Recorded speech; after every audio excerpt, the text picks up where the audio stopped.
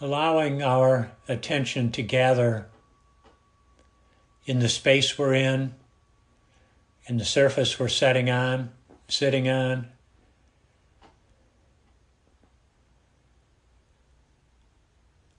taking a deep breath, letting go of any extra tension on the out-breath.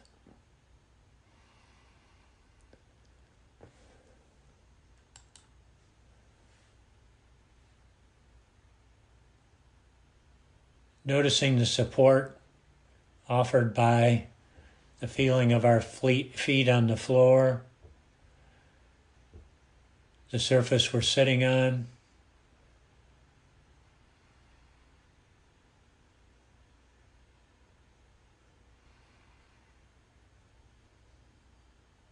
And just generally settling in.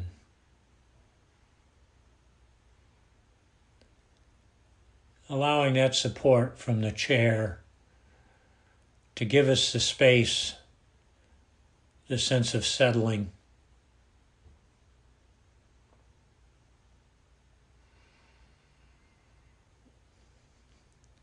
And softening the mind, softening the body, softening the emotions.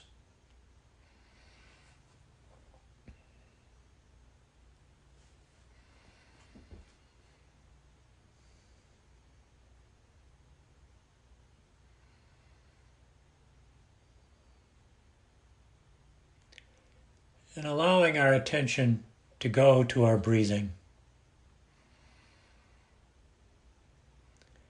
Appreciating how our breathing just keeps rolling along.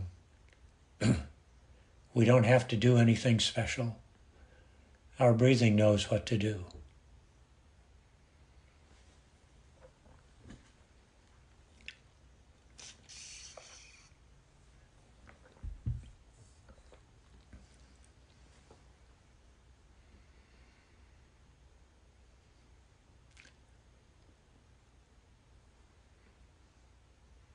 Finding a way that our breathing shows up in our body on the in-breath, the flow of air in, the expanding of the chest and abdomen. Noticing how breathing shows up on the out-breath, feeling the outflow of air, or the contraction of the chest and abdomen.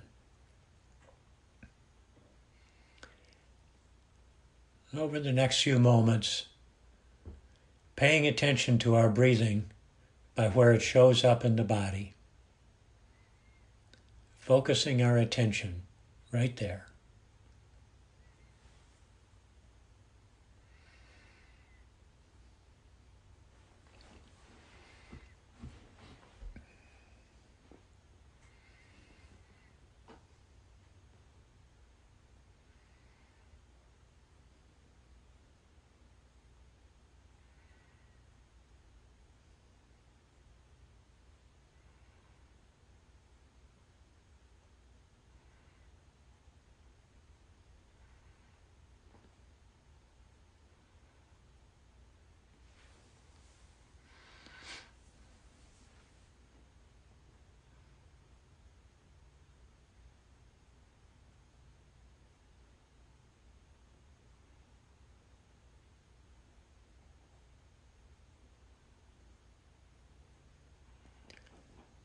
And taking a moment to recall the 4 qualities of the heart, also known as 4 dimensions of love. Loving kindness, love that connects, is an antidote for aversion. It is never attachment. And if it falls into sentimentality, then compassion balances the heart. Compassion, love that responds, is an antidote to cruelty. It is never pity. And if it falls into sadness and grief, then joy balances the heart. Appreciative joy, love that celebrates, is an antidote to envy. It is never competitive. And if it falls into exuberance, then equanimity balances the heart. Equanimity, love that allows, is an antidote to partiality. It is never indifference. And if it falls into disconnection, then loving kindness balances the heart.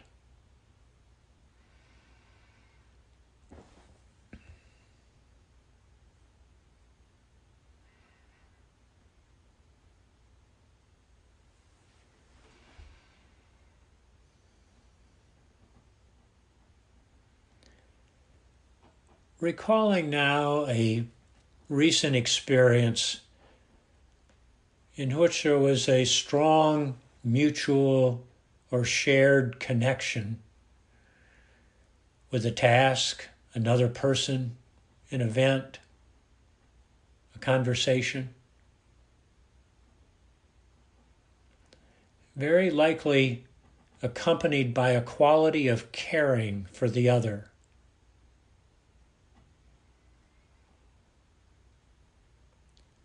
Bringing to mind the specifics.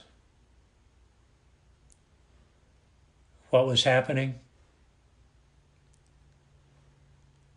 Who was present? What was said? Just replaying the experience of a strong mutual connection accompanied by caring.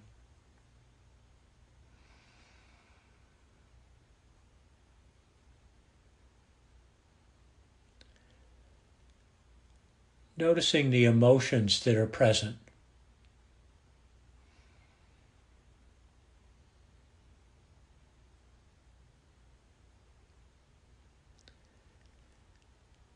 And especially noticing whatever bodily sensations are present. Where are you feeling this experience in your body?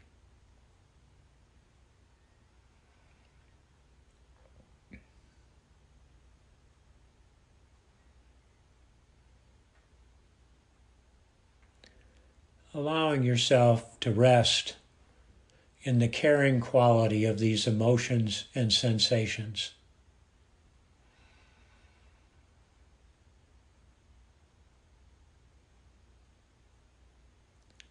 Savoring them,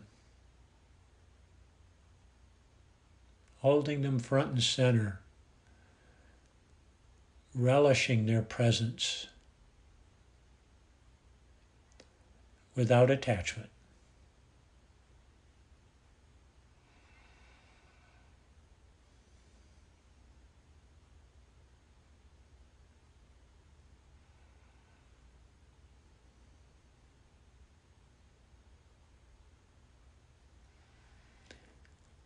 And allowing your attention to come back to your breathing.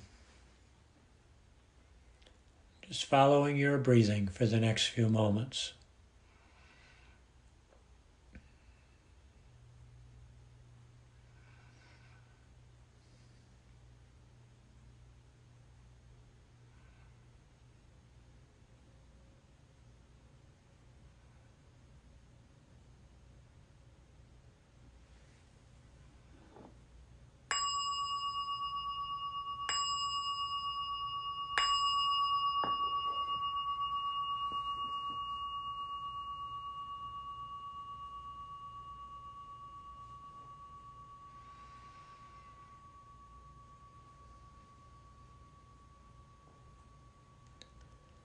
In all likelihood, what we've been experiencing here is the effects of positive emotions. Awe, joy, gratitude, compassion, caring, love. one or more of these emotions is likely to have been present. And what's so powerful about these emotions, and what mindfulness offers us the opportunity to understand, is that these emotions are much more than just thoughts fleeting through your brain. They're not just about psychology. They are deeply embedded in, connected to, and arise out of our physiology. As Susan noted in her short piece about the power of emotion, there's the vagus nerve, which runs from up in the cranial part of the neck deep into our bellies. And this nerve actually picks up an enormous amount of signals from all over our body and transmits more to the brain than the brain transmits into our body. The vagus nerve is activated by love, caring, connection, positive motions. And when the vagus nerve is activated, our heart rates decline, our blood pressure eases, digestive processes improve, and our immunity strengthens. There's hardly anything we can do to strengthen our immunity more than being in the field, the experience of positive emotions, especially the emotions that connect us with other human beings, with all of life. It is perhaps one of the most powerful sources of physical well-being, along with emotional well-being.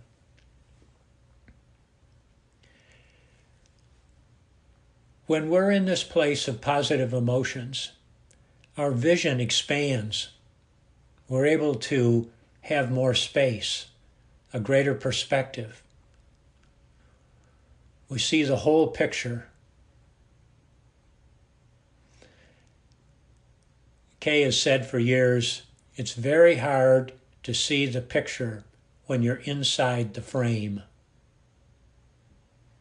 These positive emotions allow us to get outside the frame of our own experience and take it all in. We become more skillful, more creative.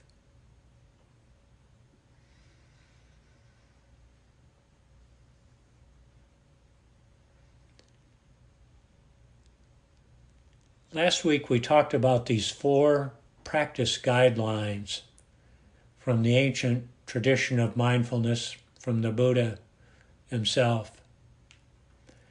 Be aware of attitudes and behaviors that are beneficial and wholesome. Cultivate those behaviors.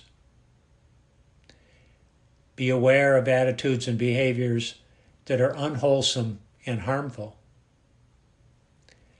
Discard, let go of those behaviors. So this experience this morning is an opportunity to work with the first 2 of those practice guidelines. Being aware of the power of positive emotions, including love, and how those emotions are beneficial to us. And then cultivating them. So I'll give you a couple of moments to reflect back again on this experience of connecting and caring and positive emotions. And take a moment to note ways in which it's wholesome and beneficial. And then consider some ways to cultivate it, some practices that you might do to cultivate positive emotions.